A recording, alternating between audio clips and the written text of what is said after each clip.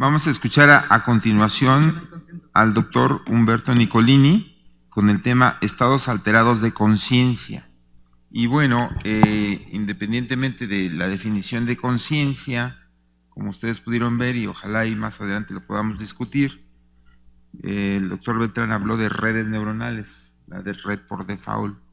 Ahorita al final discutiremos sobre qué es la conciencia. Me preguntaba el doctor Chávez Negrete si estando dormido está uno consciente. Si soñamos, sí. Si soñamos, sí, así es lo que le digo. Sí. Correcto. Adelante, Humberto, por favor. No, muchas gracias. Pues un foro muy interesante. Y bueno, pues les diré un poquito pues mis reflexiones en torno a esto y algunas de las cosas que me han llamado la atención en torno pues a esta encrucijada, digamos, de definir la conciencia. Creo que una de las cosas que hace algún tiempo me llamó la atención, y seguramente el doctor Fiacro Jiménez también tocará un poquito el tema, es cuando platicábamos sobre esta nueva incluso disciplina, o pues tal vez el término de que le han llamado a la neuroética, ¿no?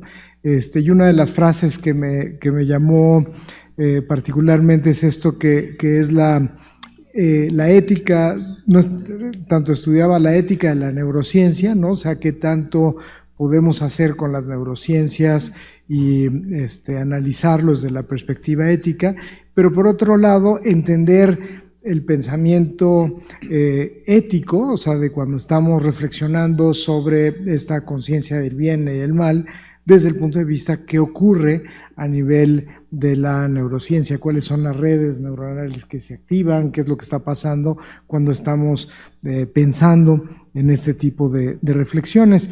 Y pues ha sido una temática pues que ha puesto a trabajar en este proyecto, digamos, de la iniciativa del cerebro en los institutos nacionales de salud, para integrar este entendimiento a lo largo de todas las disciplinas en los Estados Unidos, y creo que algo similar debería de darse en México, ¿no? Y ojalá desaparecieran esos rumores de incluso querer desaparecer los institutos de salud, sino más bien darles esa función de sitios de excelencia en la investigación y tratar de seguir abordando temas tan complicados como este tipo de situaciones.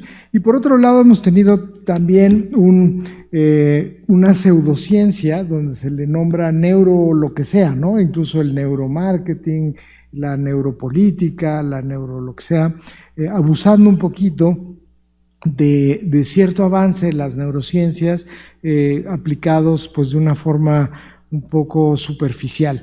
Incluso el qué tanto está listo el llevar muchas de estas pruebas a la parte de las cortes, ¿no?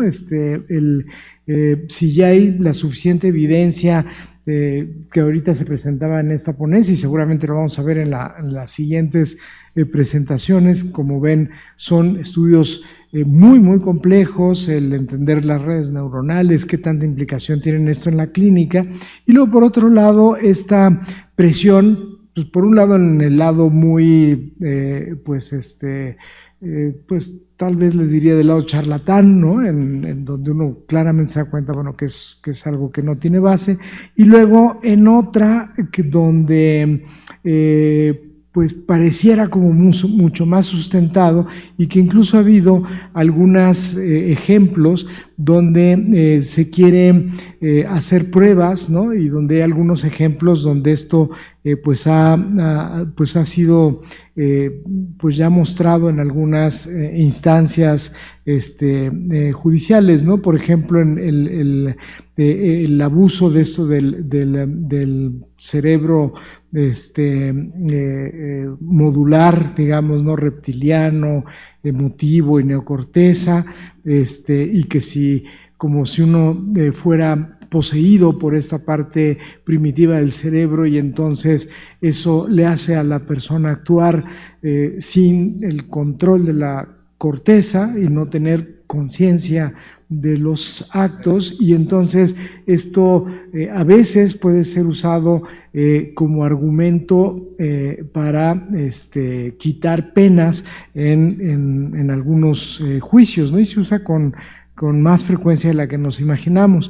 También el estereotipo de género, que bueno, es un tema muy, muy candente, en donde, pues por ejemplo, las mujeres que ocupan altas posiciones políticas, empezando por nuestra presidenta, pero pues muchas otras, ¿no? Donde hay también esta visión que tienen que ser como una exageración masculinizada, digamos, para que puedan llevar a cabo estas funciones. Y también se lleva al campo de, por ejemplo, cuando cometen crímenes, ¿no? Del famoso caso que hizo nuestra colega Feggy Ostrowski, ¿no? De la Mataviejitas, y que bueno, llamaba mucho la atención que pues una asesina serial, pero por la cuestión de género recibió mucha más publicidad y hubo mucho más, pues diríamos, saña pública, ¿no? Y recibió una condena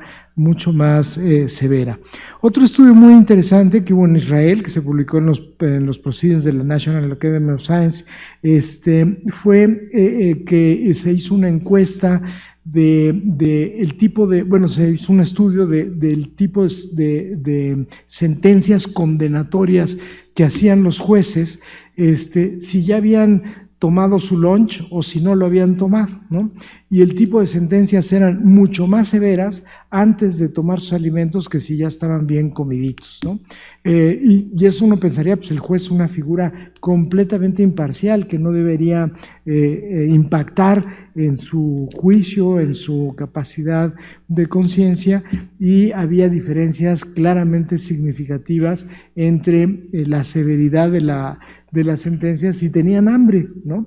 Y bueno, pues esto se ha propagado y ahora todo el mundo quiere que lo juzguen, pues ya una vez de que el juez comió. Y luego también esta parte que lo usan mucho, sobre todo en los juicios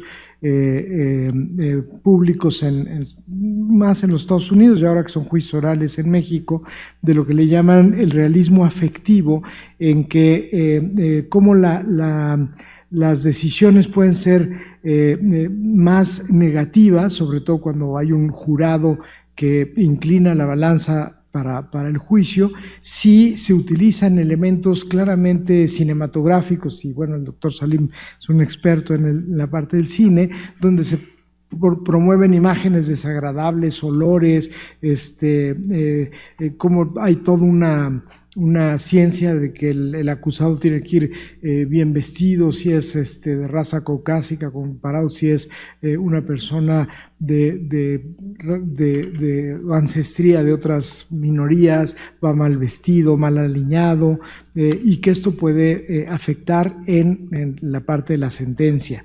Un caso en Italia donde se encontró mediante resonancia magnética nuclear que había una disminución del volumen del giro cingulado anterior, y que esto y de la amígdala, y se anotó que había alguna evidencia de que esto tenía que ver con falta de inhibición y falta de control de impulsos, y generó jurisprudencia en Italia para quitar la condena, digamos, ¿no? O la sentencia fue mucha menor en cuanto a un asesinato de una fratricida, digamos, ¿no? Y al día de hoy es, bueno, realmente hay la suficiente evidencia en esto, pues al día de hoy no sabemos en realidad.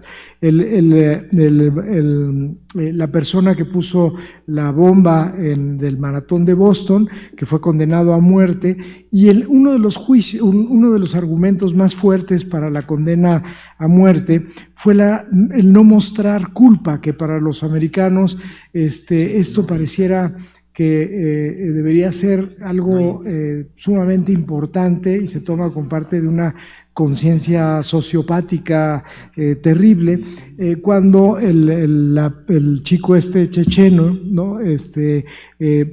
Desde toda su cultura siempre se promueve como una postura estoica, ¿no? Y que aun cuando había reportado un arrepentimiento muy manifiesto en muchos de sus documentos escritos, su rostro no reflejaba culpa, y esto hizo que el jurado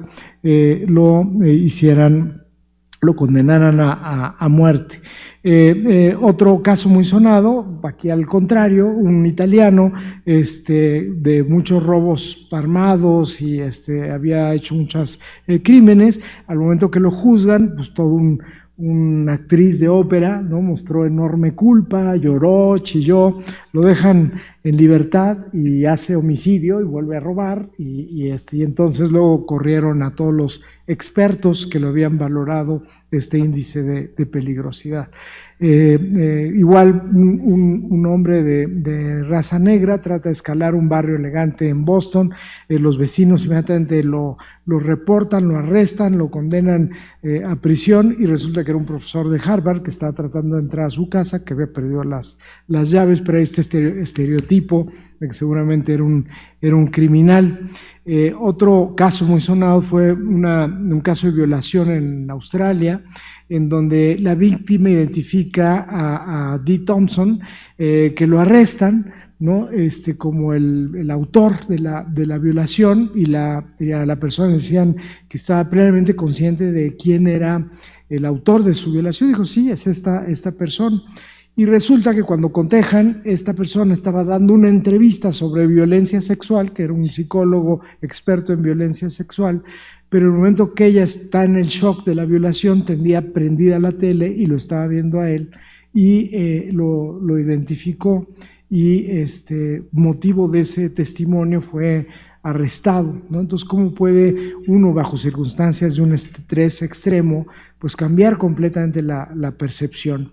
De hecho, los casos de violación, el 70% de los testigos, 60% de los testigos han sido exonerados en base a la evidencia del ADN, y que habían sido señalados así con una seguridad rotunda de sus víctimas, ¿no? Y que al ser cotejados con la información del ADN, pues no resultaba ser así. Otro caso donde el ADN también fue muy importante fue unos casos de muerte súbita de cama, donde se le culpó a la mamá en Australia y que pensaban que era una matricida, ¿no? Y años más tarde, en España, se descubre la mutación de esto del SID, ¿no? Del síndrome de muerte del neonato, y se vio que 3 de los niños tenían esta mutación, de que es una falla cardíaca, o sea, en el primer año, y esa era la causa de la muerte. Después de pasar 20 años en prisión, esta mujer fue exonerada, pero gracias a que ya había secuenciación del genoma y se pudo demostrar que realmente esta era la causa. El tener una enfermedad y ser señalado como víctima de un crimen violento, sin lugar a dudas hay una asociación. Entonces, ¿qué tanto el padecer una enfermedad mental pues nos hace pues perder esta parte de conciencia y generarnos las adicciones? Es otro grave problema, ¿no? Que nos afecta en este sentido. Y pues bueno, los estudios que seguramente el doctor Sarín tocará en el libre albedrío, ¿no? La susceptibilidad biológica que tenemos a la conducta adictiva, y hoy día que se han analizado el genoma de más de 1,5 millones de personas con conductas adictivas, se ha visto que hay correlatos importantísimos como la edad, o sea, de los mismos genes que te dan susceptibilidad para adicciones, pareciera que te predicen el nivel de escolaridad que vas a tener, la edad a la que tienes tu primer encuentro sexual, el número de arrestos que la persona tiene a lo largo de su vida, el nivel educativo, y pues hay uno de los grandes debates, ¿no?, que es la selección de la implantación de embriones, que muchos de ellos se están haciendo mediante el tamizaje de los genes, y que la segunda causa son errores graves de lesiones o mutaciones, pero la otra es si hay un alto índice de riesgo poligénico para enfermedad mental, para seleccionar negativamente embriones a implantar. Y finalmente unas palabras en cuanto al suicidio, que pareciera ser otro acto de conciencia y con libertad de albedrío.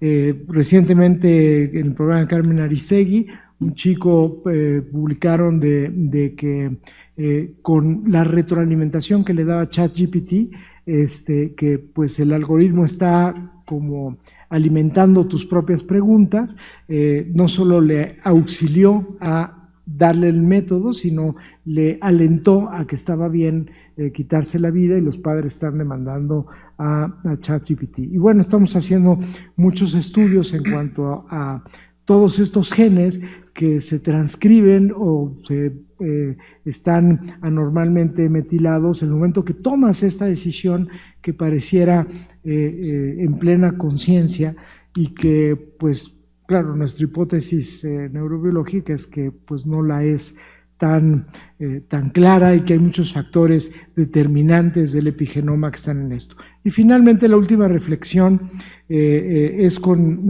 toda la parte que uno puede intervenir. Hay un autor que me encanta, que es Jonathan Haidt. Él publica, lo hace entre republicanos y demócratas, ¿no?, y hace muchos estudios de diferenciación entre unos y otros, y hace una revisión mediante estimulación magnética transcraneal, y cambia a los republicanos, los vuelve más demócratas y viceversa, ¿no? Entonces, ha sido uno de los estudios que hemos comentado, si podríamos agrupar a fifís y volverlos un poco más chairos, o bueno, no sé, mediante este tipo de intervenciones que hoy día podemos hacer, y pues un texto que vamos a sacar, que seguramente Fiacro lo va a publicitar, que estamos haciendo sobre reflexiones en neuroética, neurotecnología e inteligencia artificial.